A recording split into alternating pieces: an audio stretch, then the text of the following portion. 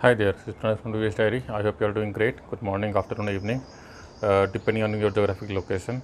So, in today's session, we are going to talk about how to set up bidirectional replication. So, until now, we have seen how to set up replication, how to do installation, initialization, creating connection, defining the replication definition, subscription. Then we have also seen like troubleshooting, and also we covered something wherein we have done the DSI command convert, right? Then how do we really see the commands in the error log? How do we enable that to check all the thing which is coming from ASC to rep server? Okay, so today we are going to talk about setting up replication that is bidirectional. So you have source and target. So source, whatever you insert or do any update, that will be moving to target, and any update you do on the target will again traverse back to source, right? At many places you will find this kind of replication. So we have already covered all the basic stuff, so this is kind of advanced.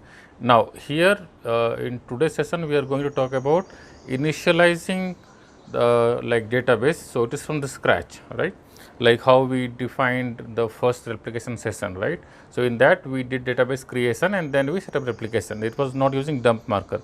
In the next session we are going to talk about having bidirectional, but then you already have a database up and running, not from the scratch, again using dump marker. So unless you know this one, you can't do the other one, which is to have database already up and running, and then how to do that. Okay, so I have all the command ready. So first what we will do is we will do from scratch, means we will create database on the source and target. Okay, we will add the connection as we did like earlier, right? And then we see how it actually goes. Okay, so I have the commands ready. Okay, let's create the devices now. Let's go to ASC1. This is your ASC1 server. So use master. Okay, so disk initialization is done for data. Now we'll do it for the log. So let's copy from here then. So let's do this one. Then okay, so log is done. Now what we'll do is we'll create database. So let's create the database. This is on the ASC1 server. Okay, so this is online now, so you can use both direction DB. This is what we have put the name of our database.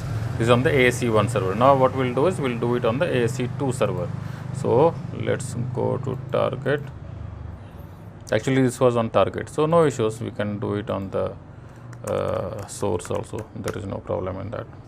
So let's go ahead and create that. So ASC2, but the issue is the path will be different.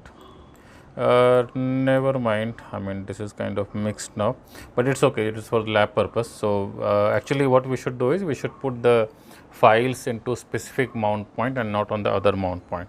That's okay, this is for lab, for learning purpose. Okay, so since we have already used SAP, so now we should use OPT Sybase, otherwise it will not work. And also I had changed database size here. So let's do 20 MB, 5 MB, and then 20 MB and 5 MB. Okay, so let's go ahead and do that here. Okay, this one is completed. Now database log 5 MB done. Now we'll create database.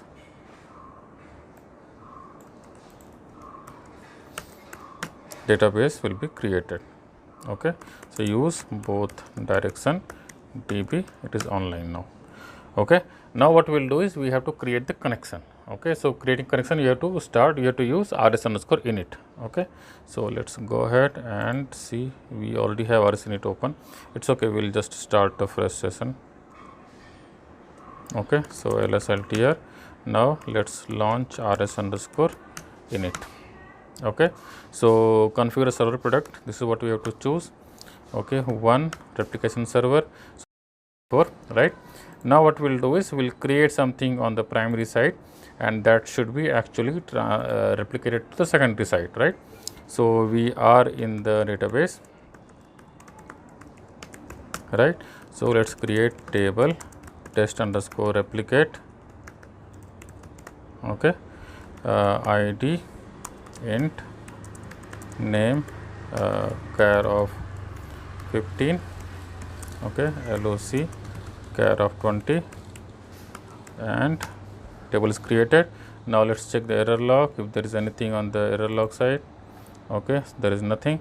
So now let's go and check the target. So select star from test underscore replicate, and table is replicated. Okay, so this is one directional. Now what we have to do is you have to do the second directional replication, right? So now what we have to do is we have to, okay, nothing is down. Now let's try the replication. How is it working right now? So this is the AC2, right? This is the AC2. So what we'll do now is we will take this table. So select star from test underscore replicate. Okay, select at server name just to show you we are on AC2, and let's insert something into this. Insert into test underscore replicate, values ID, let's take 10, name Pranav, okay, location India.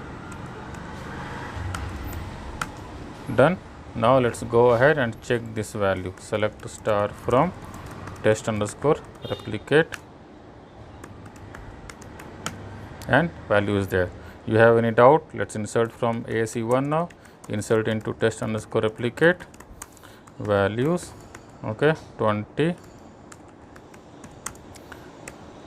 dBA, and location say United States. Done. Let's go ahead and check on the secondary side. Select star from test underscore replicate, and you have it here. Okay, so this is how bidirectional replication works. Okay, so we have covered everything, how to set up the application from the primary to secondary, then secondary to primary, and what is the difference when we create the connection between the unidirectional and bidirectional. Okay, so I hope this will help. Do let me know in case of any question. This was pretty fast session because I wanted to show you everything in this short span of time. And next thing is what we are going to cover with the dump marker, and then how do we actually do the bidirectional replication when database is already initialized and it's in use. Okay, so that should be pretty much of it. Yeah, thank you very much. Okay, see you, bye.